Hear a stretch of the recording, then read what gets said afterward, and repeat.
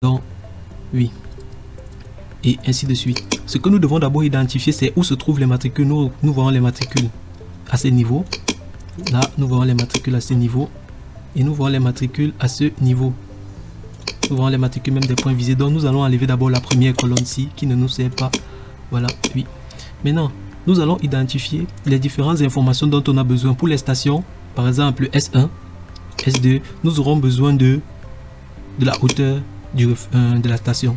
Pour les mesures, par exemple, pour S1 ici, nous aurons besoin de ceci, l'angle horizontal qui est décalé avec l'entête, puisque voici les angles horizontaux et voici l'entête, remarquez bien.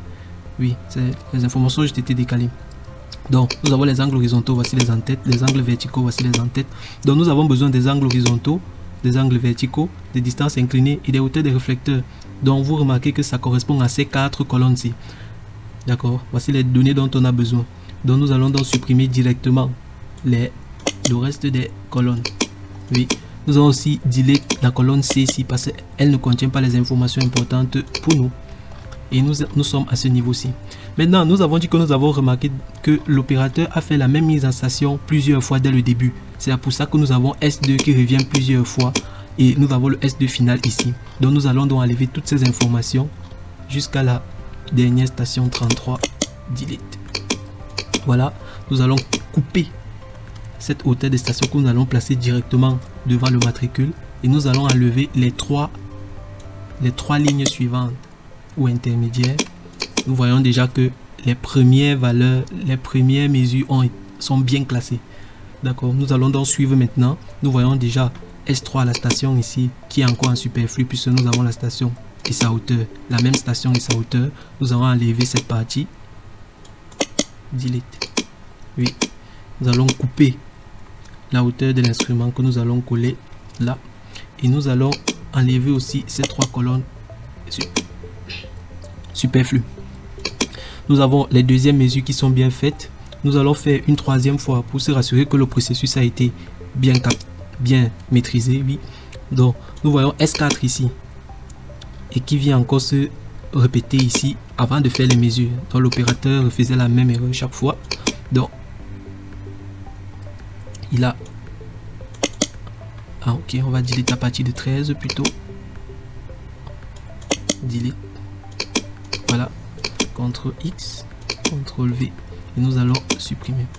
Donc, nous allons donc vous laisser le soin de terminer le fichier et nous nous verrons juste après. À tout de suite.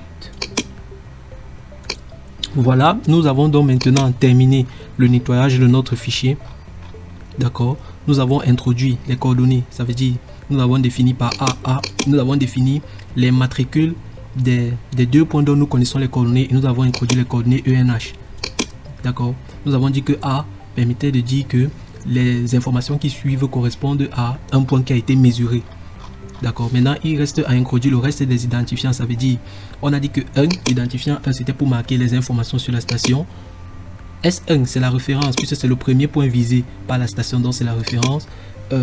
Ça sera donc 3 et 3. Vous pouvez mettre 3 une fois et tirer, hein. Ça correspond à la même chose.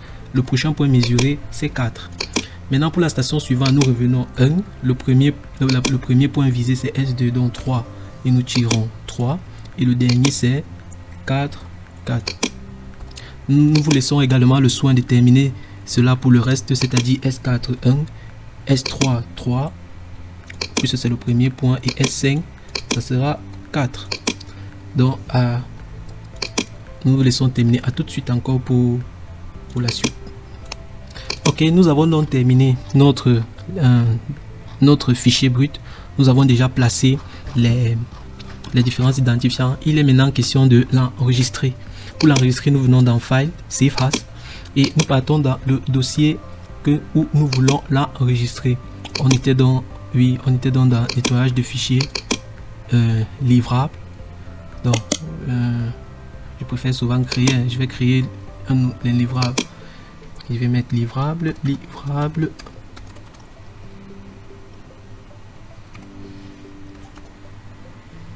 Geo. Wow. À l'intérieur de ce dossier, donc, je vais mettre Polygo BPCité. Maintenant, nous voyons que l'extension ici, ça sera .xllx. Nous allons changer cette extension et prendre TXT, Text Tab Delimited TXT. Pourquoi? Parce que nous voulons utiliser le carnet Nikonsion. C'est-à-dire qu'en important notre fichier, nous allons l'importer comme un carnet Nikonsion. Or, Nikonsion est un fichier texte. D'accord? C'est un fichier .txt. C'est pour ça que nous l'importons comme cela.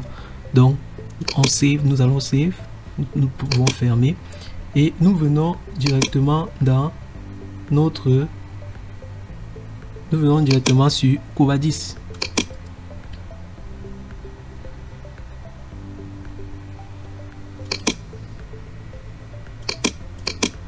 Nous venons donc sur Covadis. Oui, et nous allons dans le menu Cov Calcul. Dans Cov Calcul, nous allons sur édition GeoBase. Par défaut, c'est une GeoBase ancienne. Nous cliquons sur ce fichier-ci, nouvelle, et nous allons dans lecture. Dans lecture, nous allons dans carnet Nikonsion et nous partons appeler notre fichier. Nous avons livrable GeoWork, Polygo BPCité et nous ouvrons. Nous voyons que, waouh, nous voyons que nos données viennent d'être importées. Oui, nous voyons bien comment les points sont en vert ici. Nous venons donc dans outil visualiser la polygonation. Nous voyons bien que la GeoBase a reconnu nos deux coordonnées comme étant nos deux points dont nous avons renseigné les coordonnées. La GeoBase là, le logiciel a bien compris, puisque S2 c'était la station connue en coordonnées et S1 c'est la référence connue en coordonnées. Donc le logiciel l'a bien compris, ainsi que le reste des points. Donc nous venons donc d'importer, nous pouvons juste l'enregistrer si nous voulons enregistrer directement la GeoBase. Oui, GeoWork, oui, .geo, GeoBase, GeoWork, on peut mettre GeoWork, oui, et on enregistre. Et nous avons donc pu atteindre notre objectif. Donc ce tutoriel est donc arrivé à sa fin. N'oubliez pas de laisser un commentaire, de partager la vidéo et d'activer la cloche de notification pour recevoir les informations sur nos prochains contenus. D'ici à là, nous vous disons à très bientôt. Merci.